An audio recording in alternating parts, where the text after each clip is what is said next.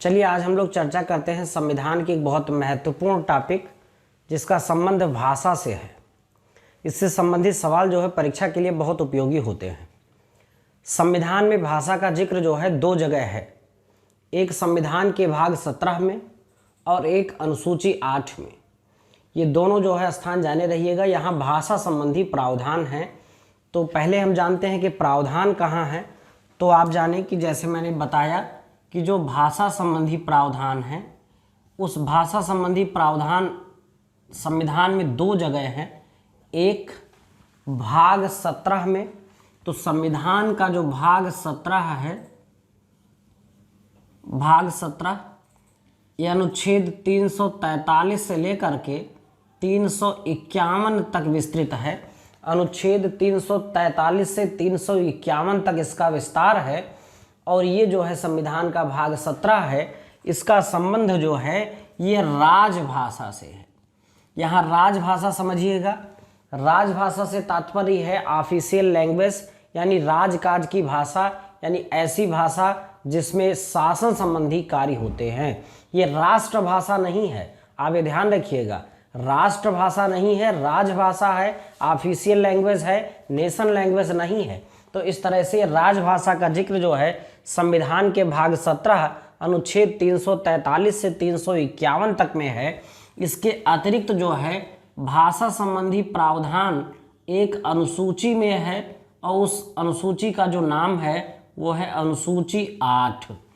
अनुसूची 8 में कुछ भारतीय भाषाओं को मान्यता दी गई है। तो इस तरह से कह सकते हैं कि मान्य भाषाओं का उल्लेख है अनुसूची 8 में। तो इतनी बात हमें समझ में आई कि संविधान में दो जगह भाषा संबंधी प्रावधान हैं, एक भाग 17 में और एक अनुसूची 8 में। पहले हम चर्चा करेंगे भाग 17 की, उसके बाद हम चर्चा करेंगे संविधान की अनुसूची 8 को डिटेल में।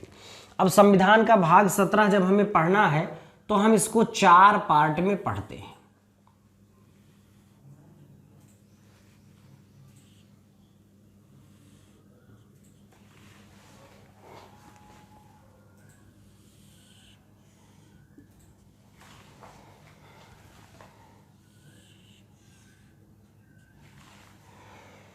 इसमें जो एक पार्ट है उसको हम कहते हैं संघ की भाषा, संघ की भाषा,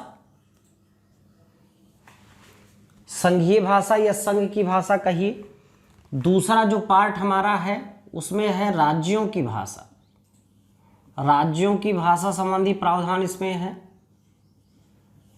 तीसरा जो है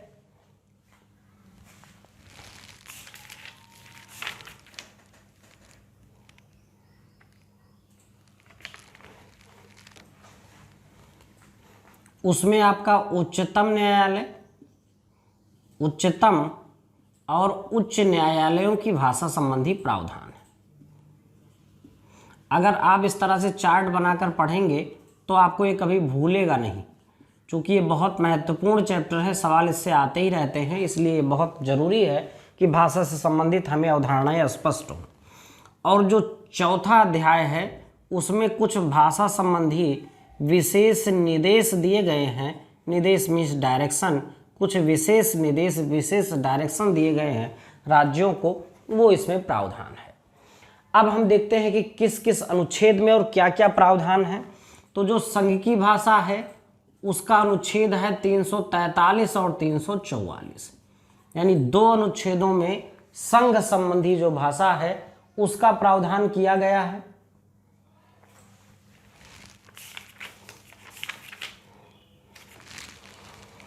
इसके अतिरिक्त राज्यों की जो भाषाएं हैं 345 से लेकर के और 347 तक प्रावधान जो है वो राज्यों की भाषाओं से है।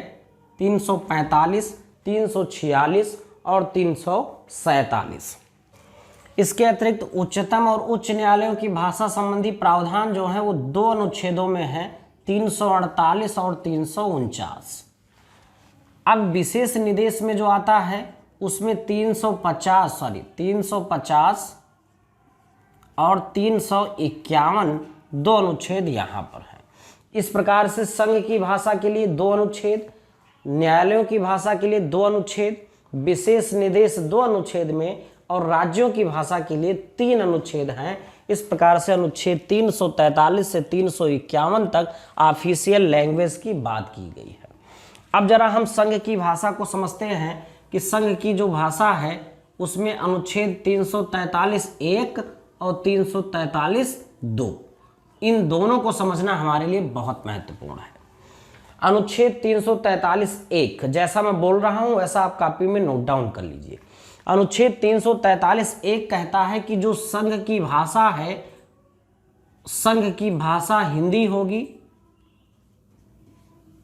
और इसकी लिपि जो होगी, स्क्रिप्ट जो होगी, वो देवनागरी होगी। यानी स्पष्ट रूप से कहा गया है कि संघ की राजभाषा हिंदी और लिपि देवनागरी होगी और अंकों का स्वरूप भारतीय होगा, लेकिन उनकी बनावट अंतर्राष्ट्रीय स्तर की होगी, जो अंतर्राष्ट्रीय मान्यता प्राप्त बनावट है।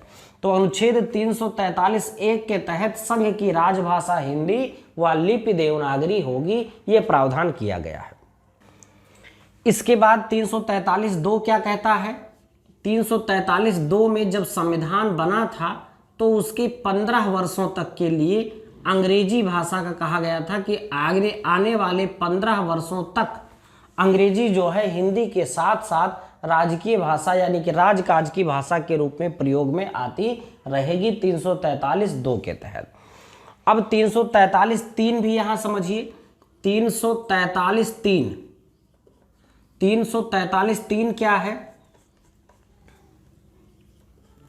343 जो 3 है, इसमें यह प्रावधान किया गया था कि आगे आने वाले समय में 15 वर्षों के बाद राष्ट्रपति जैसा चाहेगा वैसा करेगा। अंग्रेजी को कंटिन्यू करना है या नहीं करना है, इससे संबंधित प्रावधान या हिंदी में कोई विशेष संशोधन करना है, इसके लिए वो प्रावधान कर सकेगा। तो इस प्रकार से अनुच्छेद 43(3) में ये प्रावधान किया गया था कि आगे जो है संसद अंग्रेजी का क्या स्टेटस रहना है और देवनागरी स्वरूप का क्या स्टेटस रहना है, उसके बारे में प्रावधान करेगी। तो ये संसद का दायित्व बताया गया था कि आगे क्या करना है, ये संसद तय करेगी 15 वर्षों के बाद। तो ये अनुच्छेद 343 हो गए। अब जो अनुच्छेद आपका 344 है, उस 344 में राजभाषा संबंधी आयोग बनाने की बात कही गई है।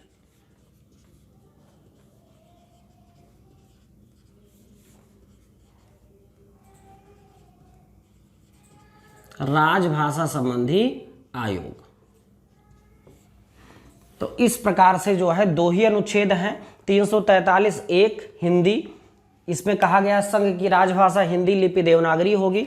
आगे आने वाले 15 वर्षों तक अंग्रेजी भी सहायक राजभाषा के रूप में कार्य करती रहेगी। 343(3) में संसद को यह शक्ति दी गई है कि आगे आने के लिए अंग्रेजी का फ्यूचर तय करे। और 344 में राजभाषा संबंधी आयोग बनाने की बात यही कही गई है और एक समिति बनाने की बात कही गई थी, भाषा संबंधी समिति, जिसमें लोकसभा से 20 सदस्य और राज्यसभा से 10 सदस्य, कुल 30 सदस्य होते हैं। जो ये आयोग बनता है उस रिपोर्ट की वो जांच करता है। तो राजभाषा संबंधी आयोग, इसके बाद जो है एक समिति बनाई जाती है, इसको हम कहते हैं भाषा समिति। अब इस भाषा समिति में हमने आपको बताया कि 20 सदस्य जो हैं लोकसभा से होते हैं और 10 सदस्य जो हैं वो राज्यसभा से होते हैं, कुल 30 सदस्य होते हैं। और इनका जो कार्य होता है वो इस आयोग ने जो सिफारिश दी है हिंदी भाषा के संवर्धन के लिए, अंग्रेजी भाषा के रेस्ट्रिक्शन के लिए या भाषा संबंधी अन्य कोई सिफारिश जो दी गई है, उस सिफारिश की जांच करे और अपना प्रतिवेदन किसको प्रस्तुत करे? राष्ट्रपति को प्रस्तुत करे। तो इस तरह से जो है ये संघ की भाषा के बारे में प्रावधान है। यहाँ पर राजभाषा संबंधी एक आध सवाल कभी पूछा गया है कि प्रथम राजभाषा आयोग कब नियुक्ति हुई थी? तो ये 1955 की बात है। बीजी खेर की अध्यक्षता में प्रथम राजभाषा आयोग का गठन किया गया था। तो ये आप नोट कर सकते हैं, प्रथम राजभाषा आयोग जो था वो बीजी खेर की अध्यक्षता में इसका गठन किया गया था। दूसरा एक परिवर्तन यहाँ और जान लीजिए कि जो 343(2) था, 15 वर्ष के लिए जो इसका समय सीमा निर्धारित किया गया था, उसमें संसद ने अपने पावर का प्रयोग किया है और अब जो 1963 में राजभाषा अधिनियम पारित किया गया, उसमें 1967 में जो संशोधन किया गया, उसके तहत ये हो गया है कि अंग्रेजी के हिंदी के साथ साथ अंग्रेजी भी तब तक सहायक राजभाषा के रूप में कार्य करती रहेगी जब तक सारे राज्य, जितने अहिंदी भाषी राज्य हैं, सारे के सारे ये नहीं कह देते हैं कि अंग्रेजी का स्टेटस सहायक राजभाषा के रूप से समाप्त कर दिया जाए। तो आप जानते हैं कि व्यवहारिक रूप से संभव नहीं है कि सभी राज्य ये कह देंगे कि अंग्रेजी को सहायक राजभाषा न रखा जाए। इसलिए कुल मिलाकर के अप्रत्यक्ष रूप से ये बात जान लीजिए फिक्स हो गई है कि हिंदी और हिंदी के साथ साथ अंग्रेजी जो है ये भारत में सहायक राजभाषा के रूप में अनवरत कंटिन्यू रहेगी, चलती रहेगी। अब हम देखते हैं कि राज्यों की राजभाषा संबंधी क्या प्रावधान है। तो इसमें जो अनुच्छेद 345 है, एक अनुच्छेद आपका, उसमें राज्य की राजभाषा के बारे में बताया गया है।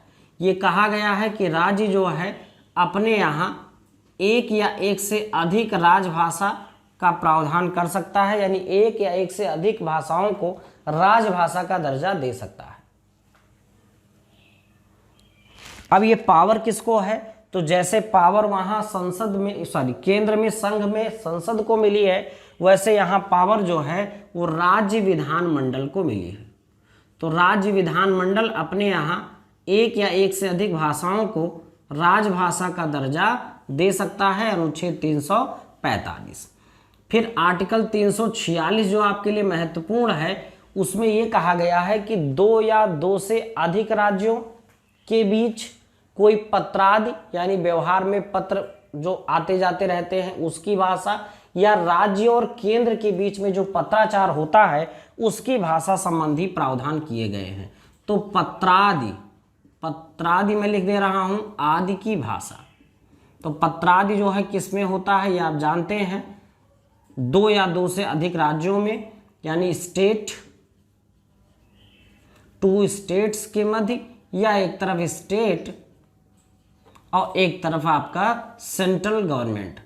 तो चाहे कहा जाए केंद्र और स्टेट के मध्य जो पत्राचार होगा उसकी भाषा संबंधी प्रावधान है, या 2 या 2 से अधिक राज्यों के मध्य जो पत्रादि होता है, पत्राचार होता है, कम्युनिकेशन होता है, उसकी भाषा का प्रावधान किस अनुच्छेद में है, अनुच्छेद 346 में है।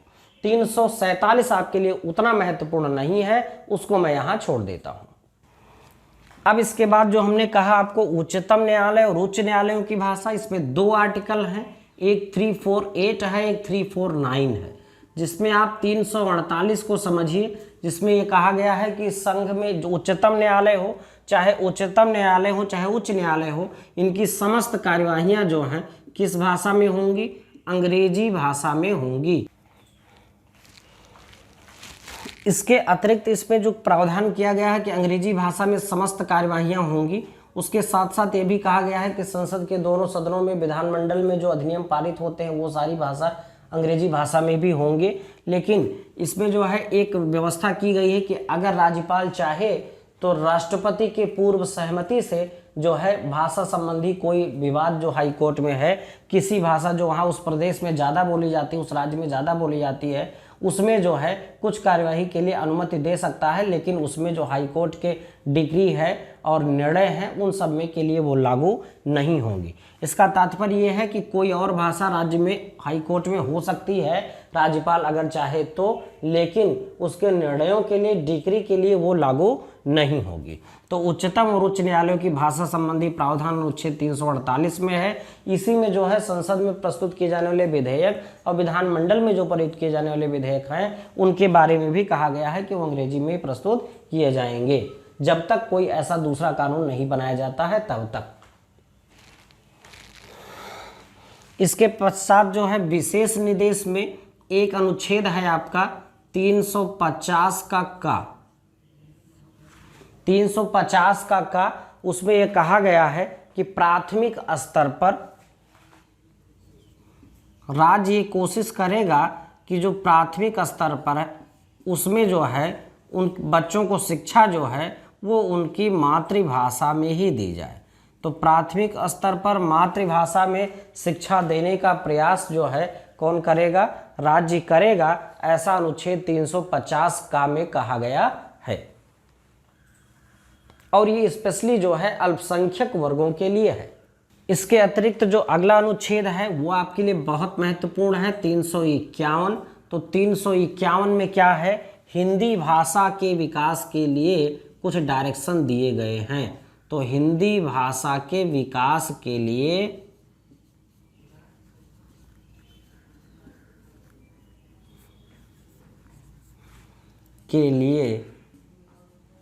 निर्देश दिए गए हैं। तो इस प्रकार से जो है भाग 17 में इतनी महत्वपूर्ण चीजें आप हैं, आप इसका एक बार स्क्रीनशॉट ले लीजिए, 2-3 बार इसको आप देख लीजिएगा, पढ़ लीजिएगा, समझ लीजिए। अनुसूची 8 में भी भारत में जो है मान्य भाषाएं जितनी हैं उसके बारे में प्रावधान है।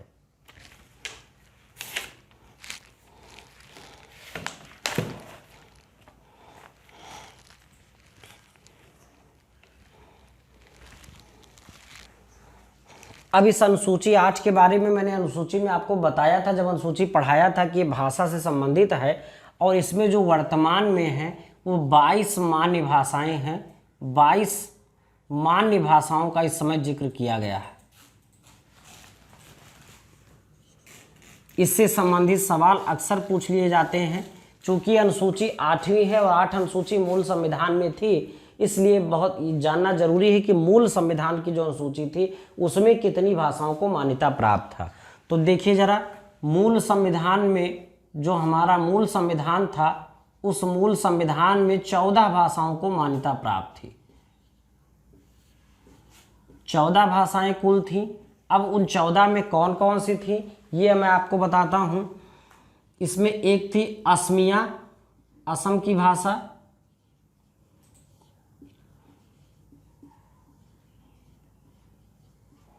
एक बांग्ला थी। तो असमिया हो गई और बांग्ला हो गई। ये जान लीजिए कि जो 14 राज्य थे उन्हीं राज्यों से संबंधित ये भाषाएं बनाई गई थी। तो असमिया, बांग्ला,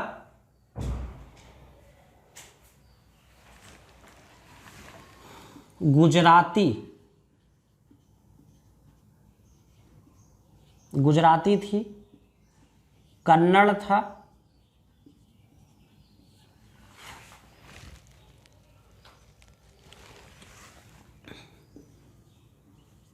एक भाषा थी कश्मीरी। कितनी हो गई, 1 2 3 4 5, 5 भाषाएं ये हो गई।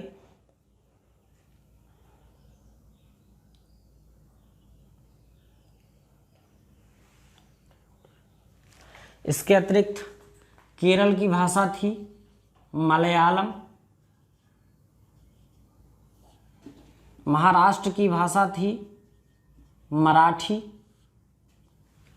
उड़िया, उड़ीसा की भाषा थी उड़िया। पंजाब की एक भाषा थी पंजाबी। हिंदी थी।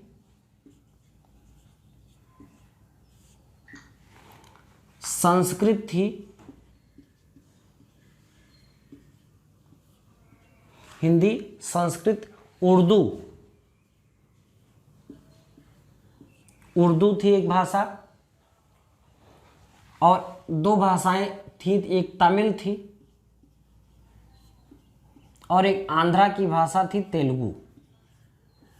14 हो जाना चाहिए। असमिया, बांग्ला, गुजराती, कन्नड़, कश्मीरी।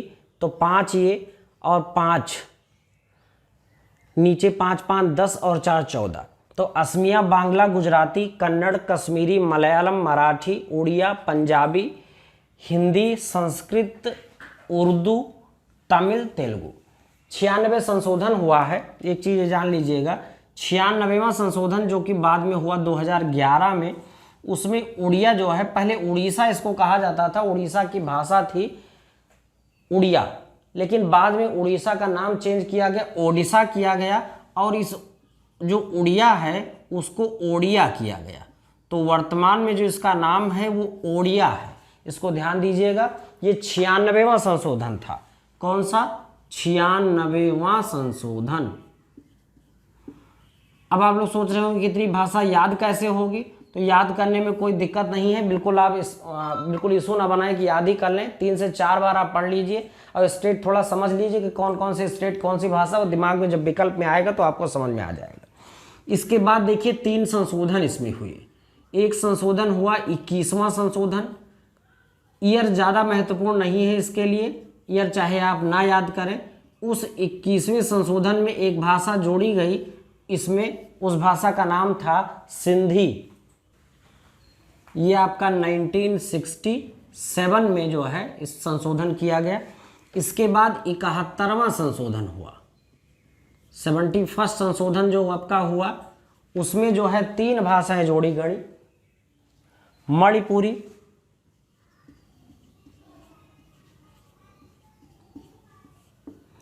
कोंकणी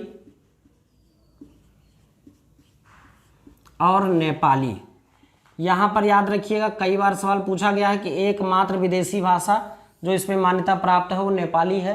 अंग्रेजी को चूंकि यहाँ मान्यता प्राप्त नहीं है, इस वजह से एकमात्र जो है विदेशी भाषा यहाँ पर है नेपाली, जिसको जो है संविधान के अनुसूची 8 में मान्यता दी गई है। तो 71वां संविधान संशोधन था, ये 92 की बात थी। इसके बाद तीसरा संशोधन हुआ 2003 में, वो संशोधन था 92वां संशोधन था।